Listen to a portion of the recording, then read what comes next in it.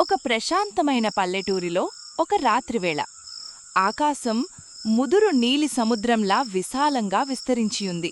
లెక్కలేనన్ని మినుకుమినుకుమనే నక్షత్రాలతో నిండియుంది. కొబ్బరి చెట్లగుండా మృదువైన గాలి సన్నగా వీచింది. వరిపలాలు అలల్లా ఊగాయి, మరియు తాజా మట్టివాసన గాలిలో నిండిపోయింది. ఆ పొలాల మధ్యలో ఆరుబయట ఒక చిన్న అల్లిన మంచం వేసి ఉంది. చిన్నరి ప్రశాంత్ అక్కడ పడుకుని ఉన్నాడు. అతని కళ్ళు ఆశ్చర్యంతో చూస్తూ ఉండిపోయాడు.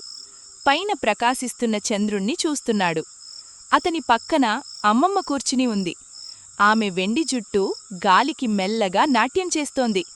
ఆమె చెప్పే మాటలు తనకు మాయలా అనిపించింది. ప్రశాంత్, నీకు ఆ చంద్రుడు కనిపిస్తున్నాడా అని ఆమె అడిగింది. ప్రశాంత్ మెల్లగా తల ఊపాడు. చాలా కాలం క్రితం చంద్రుడు ఒంటరిగా ఉండేవాడు. ఆమె మాట్లాడుతుండగా ఆ దృశ్యం మెల్లగా ప్రశాంత్ కళ్ల ముందు ఒక అందమైన ఊహలా కనపడింది. చంద్రుడు మరింత ప్రకాశవంతంగా వెలుగుతున్నాడు. మేఘాలు మృదువైన తెరల్లా కదులుతున్నాయి.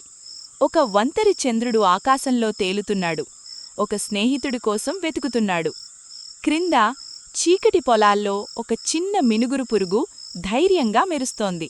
బాధపడకు, నేను చిన్నదాన్నే కావచ్చు కాని నీతోపాటు మెరవగలను. చంద్రుడు చిరునవ్వు చిందిస్తాడు. దాని కాంతి చల్లగా ప్రశాంతంగా అనిపించింది.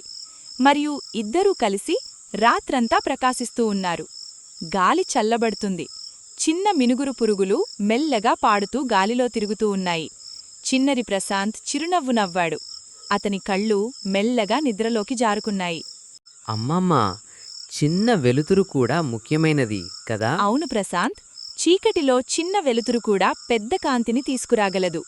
వారిపైన చంద్రుడు మెల్లగా ప్రకాశించాడు. వారు చెప్పింది విని చిరునవ్వు చిందిస్తున్నట్లుగా అనిపించింది. నక్షత్రాల దుప్పటి కింద ప్రశాంత్ నిద్రలోకి జారుకుంటాడు. మరియు అమ్మమ్మ మెల్లగా జోలపాట పాడింది. మీకు ఈ కథ నచ్చినట్లయితే లైక్ చేయడం, షేర్ చేయడం మరియు సబ్స్క్రైబ్ చేయడం మర్చిపోకండి.